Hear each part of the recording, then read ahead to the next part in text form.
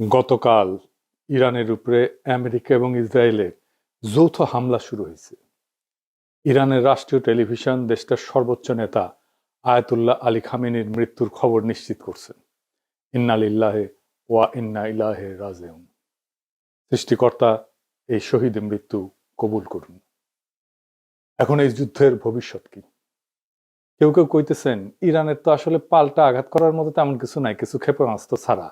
ক্ষেপণাস্ত্র ব্যয়বহুল, এইটার একটা স্টক আছে, সেটা শেষ হয়ে যেতে পারে দ্রুত। বিমান দিয়ে বোমা মারা অনেক বেশি কস্ট এফেক্টিভ, তাই এই যুদ্ধে ইরান টিকবে না। তার উপরে আমেরিকা আর ইসরায়েল একসাথে আক্রমণ করছে, আর ইরান ওইদিকে কাতার, বাহরাইন, জর্ডান, আরব আমিরাত, সৌদি আরব আর ইসরায়েলেও একসাথে পাল্টা আক্রমণ করছে। ইরান একা অসংখ্য শত্রুদের সাথে একসাথে লড়তেছে।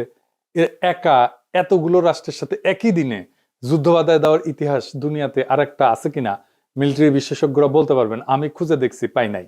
এটি একটা অভাবনীয় যুদ্ধ। এমন যুদ্ধ আগে কখনো হয় নাই। ইরান একটা মরণ কামড় দিছে, এমন ভাবে যে আমি তো মরবই, তোমাদের সাথে নিয়ে মরবো, এই স্টাইলে। এই যুদ্ধে ইরানকে পরাজিত হবে, অন্য পরাশক্তিগুলো কি অবস্থান নেবে? আর আমেরিকা আসলে লাগলো কেন ইরানের পিছনে? আমেরিকার লাভ কি? এই জটিল রাজনীতি বুঝলে পরিষ্কার হয়ে যাবে বিশ্ব রাজনীতি, ভূ রাজনীতি এগুলো কি আসলে কিভাবে কাজ করে। আসেন আজকার আলাপ আল্লাহর নামে শুরু করি। আলোচনা শুরুর আগে আমরা একটু সংক্ষেপে জেনে নিই আগে কি কি ঘটছিল, তাহলে ইরানের সংকট কেন তৈরি হলো সেটা বুঝতে পারবো। ইরানের পারমাণবিক কর্মসূচি নিয়ে 2000 সালের দিক থেকে পশ্চিমা দেশগুলোর সঙ্গে একটা টানাপোড়েন চলতেছিল। অভিযোগ ছিল ইরান হয়তো পারমাণবিক অস্ত্র বানাইতেছে।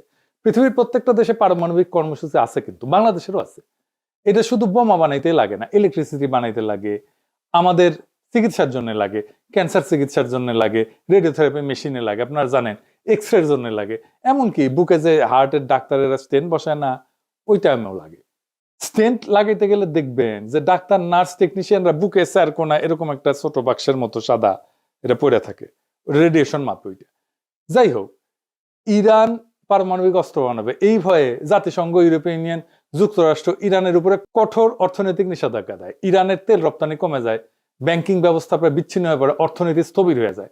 এই অচল অবস্থা কাটাইতে 2015 সালে ইরান এবং 6 বিশ্বশক্তির মধ্যে একটা চুক্তি হয়। এটা চুক্তিটার নাম ছিল JCPOA, মানে হইতেছে joint comprehensive plan of action. কি ছিল সেই চুক্তিতে? চুক্তির মূল কথা ছিল ইরান তার পারমাণবিক কর্মসূচি সীমিত করবে, আর বিনিময়ে নিষেধাজ্ঞাটা উঠবে। পারমাণবিক কর্মসূচি সীমিত রাখা মানে প্রকৃতিতে যে ইউরেনিয়াম পাওয়া যায়, মানে যেটা থেকে পারমাণবিক শক্তি আসে আর কি, ওইটা দিয়ে কিছু হয় না। ওইটাতে ঘন করা লাগে, ঘন ঘন। মানে ধরেন চিনি ছাড়া চা হইতেছে প্রাকৃতিক ইউরেনিয়াম, পাইনসা চা হইতেছে অল্প সমৃদ্ধ ইউরেনিয়াম, মানে একটু ঘন হয়েছে। হালকা মিষ্টি চা হইতেছে মাঝারি সমৃদ্ধ ইউরেনিয়াম, আর কড়া মিষ্টির চা হইতেছে বোমা তৈরির গ্রেডের অতি সমৃদ্ধ ইউরেনিয়াম। এটা কেমনে ঘন করে এই ইউরেনিয়াম? মানে মাখন তোলা দেখেছেন না, যে ঘুটা দিয়ে ঘুরায়, ঠিক ইনকে ঘুরে ঘন করে। ইরান রাজি হয় যে এই ইউরেনিয়াম সমৃদ্ধকরণটা মাঝারি পর্যায়ে রাখবে, মানে যেটা দিয়ে আরামসে বিদ্যুৎ বানানো যাবে, চিকিৎসার কাজ করা যাবে। এবং আন্তর্জাতিক পারমাণবিক সংস্থা যেটা জাতিসংঘের IAEA, ওইটাকে কঠোর নজরদারির সুযোগ দিবে। নজরদারি চলতেছিল। এর ফলে চুক্তি স্বাক্ষর করার পর একটা বড় অংশের আন্তর্জাতিক নিষেধাজ্ঞা উঠায় নেওয়া হয়। ইরানের তেল রপ্তানি বাড়ে, বিদেশি বিনিয়োগও আসে। কিন্তু 2018 সালে ট্রাম্প এই চুক্তি একতরফাভাবে বাতিল করে দেয়। যুক্তি ছিল চুক্তিটা যথেষ্ট কঠোর না, মানে ট্রাম্পের পছন্দ মতো, মন মতো হয় না। আবার নিষেধাজ্ঞা আরোপ করা হয়। ইরান দেখে, আচ্ছা আমিও তো তাইলে ইউরেনিয়াম ঘন করব, আমার তো লাভ নাই, চুক্তিতে তো আমি নাই। তারা পারমাণবিক বোমা বানানোর মতো ঘন করে ফেলে ইউরেনিয়াম। কাছাকাছি ইরানের যুক্তি, আমেরিকা আগে চুক্তি ভাঙছে, আবার নিষেধাজ্ঞা দিছে, তাই বাধ্য হয়ে প্রতিক্রিয়া দেখাইতেছি। চুক্তি ভাঙার দায় যুক্তরাষ্ট্রের। এখন যুক্তরাষ্ট্র কি চায়? এক নাম্বার, ইরান যেন ইউরেনিয়াম আর সমৃদ্ধ না করে, মানে ঘন না করে। এটাই শেষ না, তার মজুদ যেটা আছে সেটা যেন কমায়। এটাই শেষ না, আবার কঠোর নজরদারিতে যেন রাজি হয়। এখানেই শেষ না, সে যেন তার ব্যালিস্টিক মিসাইলের কর্মসূচি ত্যাগ করে, এটা যেন আর না বানায়। আর কে? এটাই শেষ না, হিজবুল্লাহ আর ইয়েমেনের হুতিদের যেন সাহায্য না করে। আবার ইসরায়েল দাবি করে ইরানের পারমাণবিক অবকাঠামো পুরো চূর্ণ বিচূর্ণ করে দিতে হবে, এটা শেষ করে ফেলতে হবে, মাটির সাথে মিশাই দিতে হবে। একটা দেশে বাইরের দুইটা রাষ্ট্রের ইচ্ছা মতো চলতে হবে। আমেরিকা ইসরায়েল যা চাইবে তাই চলতে হবে, এটা কোনো মর্যাদা সম্পন্ন দেশ করবে না। এবার আসেন দেখি আসল প্রশ্ন, আমেরিকা ইসরায়েল কি ইরানকে হারাইতে পারবে? প্রথমে বলে নি, আমেরিকার ইসরায়েলের সম্মিলিত সামরিক ক্ষমতার ধারে কাছেও ইরান নাই। তাইলে কি ইরান হাইরা যাবে? না, এই প্রশ্নের উত্তর অত সহজে দেওয়া যাবে না। আসেন আমরা আলাপটা শেষ করলে বুঝবেন আসলে ইরান হাইরা যাবে কিনা। যুদ্ধ তো শুধু অস্ত্রের কস্ট বেনিফিট অ্যানালাইসিস না, যুদ্ধ রাষ্ট্রের কাঠামো, ইতিহাস, ভূগোল, মনস্তত্ত্ব সব মিলে একটা পূর্ণাঙ্গ সমীকরণ। আর সেই সমীকরণে ইরানকে সহজে হারানো খুবই কঠিন, প্রায় অসম্ভব। কেন? আমাদের একটু ইতিহাসে ফিরে যেতে হবে। ইরানকে বুঝতে হইলে 1953 সাল থেকে শুরু করতে হবে, যখন ইরানের তেলের মালিকানা ইরানের ছিল না, ব্রিটিশ কোম্পানি ছিল। বিপি নাম দেখেন নাই যে, এর ছিল মালিকানা ব্রিটিশ পেট্রোলিয়াম। 1953 সালে একটা ন্যাশনালিস্ট সরকার ক্ষমতায় আসে, প্রধানমন্ত্রী ছিল মোসাদ্দেক। সে তেল জাতীয়করণ করছিল। এর প্রতিক্রিয়া আমেরিকা সিআইএ কে দিয়ে অভ্যুত্থান ঘটায়, তাকে সরায়, শাহকে ক্ষমতায় বসায়। সেই ঘটনা ইরানের রাজনৈতিক চেতনায় গভীর ছাপ ফেলে। বিদেশি হস্তক্ষেপ মানে জাতীয় অপমান। এই বোধ ইরানের রাষ্ট্রীয় স্মৃতির একটা অংশ হয়ে যায়, কালেকটিভ মেমোরির একটা অংশ হয়ে যায়। তারপরে 1779 সালে বিপ্লব হয়, ইরানের বিপ্লব। শুধু ধর্মীয় আবেগ না, বরং দীর্ঘদিনের ক্ষোভ, অপমানবোধ, বিদেশি আগ্রাসন, জাতীয় সম্পদ দখলের বিরুদ্ধে একটা প্রতিক্রিয়া, সব মিলায় রাষ্ট্র একটা নতুন কাঠামো নেয়। ইরানের পর বিপ্লবের নতুন শাসন ব্যবস্থা খুব দ্রুত নিজেদের পাওয়ার কনসলিডেট করে ফেলে। সেনাবাহিনীর ভিতরে যে সমস্ত শাহপন্থী উপাদান ছিল সেগুলো ভেঙে দিয়ে তারা নিজেদের অবস্থান মজবুত করে ফেলে। ফলে বহু বছর পরেও সামরিক অভ্যুত্থান ও গণবিক্ষোভ এই সরকার কিন্তু পড়ে যায়নি। এটা কাকতালীয় না, এটা একটা কাঠামোগত ফল। কিছুদিন আগে সারা ইরানে ব্যাপক বিক্ষোভ হয়েছে না? আন্তর্জাতিক শক্তি সাপোর্ট দিচ্ছে, আমেরিকা সাপোর্ট দিচ্ছে, ইরান সরকার বর্বরভাবে রক্তপাত ঘটায় বিক্ষোভ দমন করছে। হাসিনার মতো পড়ে যায় না কিন্তু। যদিও ইরানের সমাজ গভীরভাবে বিভক্ত হয়েছে। ইরানের বর্তমান রেজিম পছন্দ করে না, এমন ইরানিয়ানদের সংখ্যা বাড়ছে অনেক। 1980 সালে ইরাক আক্রমণ করে ইরানকে। প্রথম থেকে ইরান দুর্বল ছিল, এলাকা দখল হয়ে যায়। কিন্তু 1982 সালের মধ্যে ইরান অধিকাংশ দখলকৃত এলাকা পুনরুদ্ধার করে ফেলে। সাদ্দাম হোসেন ভাবছিলেন যে আক্রমণে ইরানের ভিতরে একটা অভ্যুত্থান হবে, বিপ্লবী সরকার পড়ে যাবে। বাস্তব হয়েছে উল্টা। যুদ্ধ রাষ্ট্রকে আরো সংহত করছে। জনগণ, সামরিক বাহিনী সবাই সরকারের পিছনে দাঁড়াইছে। এই যুদ্ধ দীর্ঘায়িত হয়েছিল, বিপুল প্রাণহানি হয়েছিল। খমিনি আপোষহীন ছিলেন। তিনি আমেরিকা সোভিয়েত দুই শক্তিকে গ্রেট শয়তান বলছিলেন। এর ফলে ইরাক ইরান যুদ্ধের সময় আমেরিকা, সোভিয়েত ইউনিয়ন, আরব রাষ্ট্র অনেকেই ইরাককে সাহায্য দেয়। সেজন্যই যুদ্ধটা দীর্ঘ হয়। তবুও ইরান রাষ্ট্র হিসেবে ভেঙে পড়েনি, বরং দীর্ঘ যুদ্ধ তাকে আরো যুদ্ধ সহনশীল রাষ্ট্রে পরিণত করছে। এই আক্রমণ ইরানকে আরো সংহত করবে কিনা সেটা আগামী কয়েকদিনের দুনিয়া দেখবে। খামেনির মৃত্যুর পরে কি ঘটবে এখন অনুমান করা শক্ত, কিন্তু সম্ভাব্য সিনারিও কি হইতে পারে সেটা আমরা একটু আলাপ করতে পারি। যদি শুধু আকাশ থেকে বোমা মারা হয় তাতে সামরিক স্থাপনা ক্ষতিগ্রস্ত হইতে পারে, কিন্তু রেজিম চেঞ্জ হয় না, সরকার পতন নিশ্চিত হয় না। ইতিহাসে দেখা গেছে নো ফ্লাই জোন বলেন, দীর্ঘ বোমা বর্ষণ বলেন, এসব চলতে পারে বছরের পর বছর, কিন্তু স্থল আক্রমণ ছাড়া, গ্রাউন্ড ইনভেশন ছাড়া রেজিম চেঞ্জ করা কঠিন। ইরানে গ্রাউন্ড ইনভেশন কেন কঠিন? প্রথমত ভূগোল।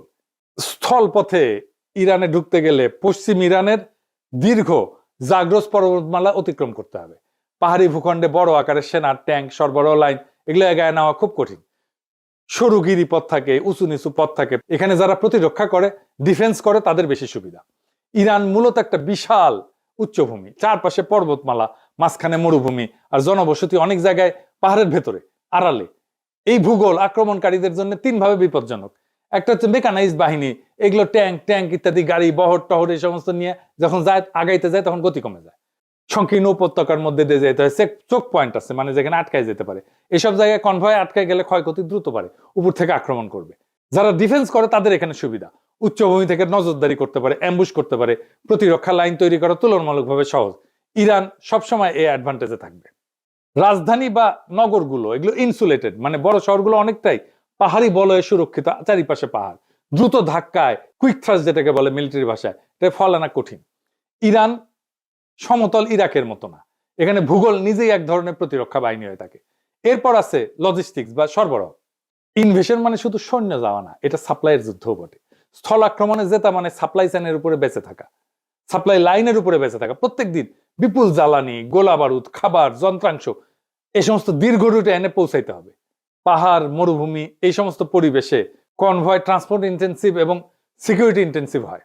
একবার সাপ্লাই লাইন যদি ভেঙে যায়, তাহলে ফ্রন্ট লাইনের শক্তি থাকলেও এটা কার্যত থেমে যায়, কাজ করতে পারে না, আক্রমণ করতে পারে না। এটাই বড় পার্থক্য। গ্রাউন্ড ক্যাম্পেনে আপনার যুদ্ধ ক্ষমতা নির্ভর করে সাপ্লাই পৌঁছায় কিনা এটার উপরে। এরপর আছে এন্ট্রি প্রবলেম, কোন দিক থেকে ঢুকবে। এটা এই রাজনীতিতে অনেক সময় সামরিক সমস্যার চেয়ে বড় হয়ে যায়। ইরানে বড় স্কেলে স্থল আক্রমণ করতে গেলে প্রতিবেশী দেশগুলোর ঘাঁটি করিডোর দরকার পড়বে, কিন্তু আঞ্চলিক রাষ্ট্রগুলো রাজনৈতিক ঝুঁকি নিতে চায় না। নিজেদের ভিতরে অস্থিরতা, ইরানের পাল্টা আঘাত, এই সমস্ত কারণে এই অ্যাক্সেসটা দিতে চায় না এবং দেয়ও নি কেউ। এই জন্য অপারেশনাল প্ল্যানিং খুব জটিল হয়ে যায়। ইরান যেটা সিকিউরিটি স্ট্র্যাটেজি নিয়ে চলে, এটার একটা প্রতিরক্ষার ধারণা আছে। এটাকে বলে A2AD প্লাস অ্যাসিমেট্রিক। এটা দিয়ে সময় কেনে এবং খরচ বাঁচে। A2AD এটা আবার কি আসেন, এটা বুঝে দেখি। এনা সামরিক টার্ম ইউজ করলাম আর কি, কুল লাগে এনা এগুলো শুনলে, বুঝে কই। A2AD মানে হচ্ছে অ্যান্টি অ্যাক্সেস, দুইটা এ, সেজন্য A2AD মানে হচ্ছে এরিয়া ডিনাল। সহজ ভাষায় শত্রুকে ঢুকতে দিও না, ঢুকলেও আরামে চলতে দিও না। ধরেন কেউ আপনার বাড়িতে ঢুকতে চায়, আপনি কি করবেন? গেটের সামনে কাটা বসাবেন, রাস্তা ব্লক করবেন, চারপাশে নজরদারি বসাবেন, ঢুকলে আঘাত করবেন। ইরানও সমুদ্র এবং আকাশপথে ঠিক এইটাই করে। উপসাগরে ছোট ছোট দ্রুতগামী নৌকা থাকে, সমুদ্রের মাইন পথ থাকে, দূরপাল্লা ক্ষেপণাস্ত্র থাকে, ড্রোন থাকে, এয়ার ডিফেন্স থাকে। উদ্দেশ্য হচ্ছে আমেরিকা বা অন্য কেউ যেন সহজে বাহিনী ঢুকাইতে না পারে। আর অ্যাসিমেট্রিক, এটার মানে কি? অ্যাসিমেট্রিক মানে হচ্ছে শত্রু বড় এবং শক্তিশালী হইলে সরাসরি তার মতো লড়বে না, অন্যভাবে লড়বে। ইরান জানে যুক্তরাষ্ট্র প্রযুক্তি, বিমান, জাহাজে অনেক আগায়, তাই ইরান সরাসরি ট্যাঙ্ক বনাম ট্যাঙ্ক যুদ্ধ করতে যাবে না, বরং ছোট ছোট ছোট ছোট আঘাত, ড্রোন হামলা, প্রক্সি বাহিনী ব্যবহার করে মিসাইল ছড়ে দূর থেকে চাপ সৃষ্টি করবে, সাইবার হামলা করবে। এইভাবে বড় শক্তিকে ধীরে ধীরে ক্লান্ত করে ফেলবে। আর সময় কেনা মানে কি? ইরান জানে যে সে হয়তো দ্রুত যুদ্ধে জিতবে না, কিন্তু সে যুদ্ধ লম্বা করতে পারে। যুদ্ধ যত লম্বা হবে আমেরিকার খরচ বাড়বে, রাজনৈতিক চাপ বাড়বে, আন্তর্জাতিক সমর্থন কমতে পারে, জ্বালানির বাজার অস্থির হয়ে যাবে। অর্থাৎ ইরানের কৌশল হইতেছে দ্রুত হারবো না, যুদ্ধকে এমন ব্যয়বহুল বানাবো যাতে শত্রুই ক্লান্ত হইয়া যায়। আর খরচ বাড়ানো মানে শুধু টাকা পয়সা খরচ না, খরচ বলতে অর্থনৈতিক খরচ তো আছেই, তার সাথে সামরিক ক্ষয়ক্ষতি, রাজনৈতিক ক্ষতি, আন্তর্জাতিক চাপ। ইরান চেষ্টা করে যেন প্রতিপক্ষ ভাবে এই যুদ্ধে ঢুকলে লাভের চেয়ে ক্ষতি বেশি। এটাকে বলা হয় ডিটারেন্স। মানে এর জন্য শত্রুপক্ষ দূরে থাকবে, আক্রমণ করার আগে 10 বার ভাববে। এরপর হচ্ছে টেক দ্য সিটি সমস্যা, মানে শহর দখল করে ফেলে হারায় দেওয়া। এটা কিরকম, এটা একটু বুঝে দেখে, এটা মজার বিষয় আছে। ইরানের জনসংখ্যা বড় এবং অনেক, 31টা প্রদেশ আর 1,500 শহর। বড় শহরে 30টা, তারও বেশি। বড় শহরে ঢুকলে যুদ্ধ বদলায় যায়, কিন্তু ট্যাঙ্ক, আর্টিলারি অ্যাডভান্টেজ কমে যায়, স্নাইপার গুরুত্বপূর্ণ হয়ে যায়, তারপরে মাইন টাইন, ছোট ইউনিটের প্রতিরোধ, এই সমস্ত বাড়ে। বেসামরিক ক্ষয়ক্ষতি, দ্রুত রাজনৈতিক সংকট তৈরি করে ফেলে। এরকম শহর দখলের পর্যায়ে গেলে এটা রাজনৈতিক সমস্যা শুরু হয়ে যায়। রাশিয়ায় এক স্ট্যালিনগ্রাদ শহরকে কব্জা করতে পারে না হিটলার, লেজ গুটায় পালাইতে হয়েছিল। ইউক্রেনের শহর হইতেছে 450 মতো, রাশিয়া মাত্র 6-7টা দখল করতে পারছে এই 4 বছরে যুদ্ধে। এই জন্য আমেরিকা বড় আকারের যুদ্ধ দীর্ঘদিন চালাতে পারবে না। কেন? এটা আমার কথা না, ওয়াশিংটন পোস্টে আমেরিকান জেনারেলরা বলছে যুক্তরাষ্ট্রের কাছে এখন পর্যাপ্ত গোলা বারুদ, রকেট, ইন্টারসেপ্টার এগুলো নাই, যা বড় আকারে দীর্ঘ সময় যুদ্ধ চালাইতে পারে। এবং অনেক মধ্যপ্রাচ্যের দেশও তাদের ঘাঁটিগুলো যুদ্ধের কাজে দিতে রাজি না। এটা বড় ধরনের সামরিক অভিযানের জন্য একটা বড় বাধা, ওয়াশিংটন পোস্টের জেনারেলরা বলছে, আমেরিকান জেনারেলরা। আর 2 নম্বরে দিচ্ছে রাজধানী পতন মানে রাষ্ট্রে পতন না। তেহরান দখল হইলেও সরকার পূর্বাঞ্চলে সরে যায়, যুদ্ধ চালাইতে পারে। ইতিহাসে বহুবার দেখা গেছে রাজধানী হারা রাষ্ট্র লড়াই চালায় গেছে। মস্কোতেই তাই হয়েছে, নেপোলিয়ান গেছে, মস্কো দখল করছে, ওরা চলে গেছে দূরে, পরে আবার ফিরে আসছে। এবং নেপোলিয়ান ওই রাশিয়ার যুদ্ধে হারছিল, কিছুই করেনি, শুধু বসেছিল রাশিয়ান সোলজাররা। যাই হোক, তৃতীয়ত রাজনৈতিক মনস্তত্ত্ব। বাইরে থেকে হামলা হলে সরকার এটাকে বিদেশি আগ্রাসন হিসেবে তুলে ধরতে পারে, জাতীয়তাবাদী ঐক্য তৈরি করতে পারে। যে জনগোষ্ঠী সরকারের সমালোচক তারাও অনেক সময় দেশের প্রশ্নে একসাথে দাঁড়ায় যায়।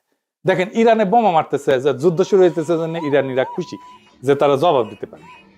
চতুর্থত আমেরিকার নিজস্ব রাজনৈতিক বাস্তবতা। বড় আকারের স্থলযুদ্ধ মানে বিপুল খরচ, দীর্ঘ সময় আভ্যন্তরীণ রাজনৈতিক চাপ। শুধু নৌ এবং বিমান শক্তি দিয়ে সীমিত হামলা চালানো তুলনামূলকভাবে সহজ, কিন্তু স্থল বাহিনী মোতায়েন করা এটা ভিন্ন মাত্রার সিদ্ধান্ত। আর একটা দিকে হচ্ছে এয়ার স্ট্রাইকও কিন্তু সস্তা না। আধুনিক জেট বিমানে প্রত্যেক ঘন্টার ফ্লাইং খরচ, নির্ভুল অস্ত্রের মূল্য, সব মিলায় দীর্ঘমেয়াদী বোমাবর্ষণও কিন্তু খুব ব্যয়বহুল। যদি দ্রুত রাজনৈতিক ফল না আসে, তাতে আক্রমণকারী পক্ষের আগ্রহ কমে যেতে পারে। ইয়েমেনে হুতিদের উপরে দীর্ঘ বোমাবর্ষণ করছে আমেরিকায়, তা হুতিরা আত্মসমর্পণ করছে? করে নাই। সব মিলায় সমীকরণটা এরকম যে ইরানের সামরিক সক্ষমতা হয়তো সীমাহীন না, ক্ষেপণাস্ত্রের মজুদ সীমিত, কিন্তু যুদ্ধে জেতা মানে শুধু প্রতিপক্ষের অস্ত্র শেষ হওয়া না, রাষ্ট্র ভাঙতে হইলে ভেতরের কাঠামো ভাঙতে হয়। আর ইরান বিপ্লব পরবর্তী 4 দশকে নিজেদের এমন ভাবে গড়ে তুলছে যে বাইরের আঘাত তাকে দুর্বল না করে এরকম সময় তাকে আরো সংহত করতে পারে। সুতরাং বর্তমান যৌথ হামলা ইরানকে ক্ষতিগ্রস্ত করতে পারে, কিন্তু শুধু আকাশ যুদ্ধ দিয়ে ইরানের সরকারকে সরানো, রাষ্ট্র কাঠামো ভেঙে ফেলা তা সহজ বা নিশ্চিত না। এরপরে ইরানের হাতে আছে 2টা স্ট্র্যাটেজিক অ্যাসেট। কি সেটা? এইটা পারমাণবিক বোমার চাইতে শক্তিশালী। একটা হইতেছে হরমুজ প্রণালী, 20 মিলিয়ন ব্যারেল তেল যায় প্রত্যেকদিন এটা দিয়ে।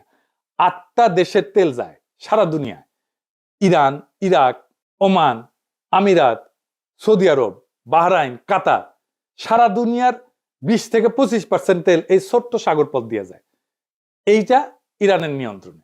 সৌদি, কুয়েত আর কাতারের 90% তেল এই রাস্তায় যায়। আর একটা হইতেছে ইয়ামেনের পাশে আরেকটা গুরুত্বপূর্ণ প্রণালী আছে, তার নাম হচ্ছে বাব এল মানদেব। এইটা লোহিত সাগর আর গালফ অফ এডেন এই দুইটাকে যুক্ত করে। এর মাধ্যমে জাহাজগুলো সুয়েজ খাল হয়ে ইউরোপ, এশিয়া এই রুটে চলাচল করে। এদিক দিয়ে তেল যায়।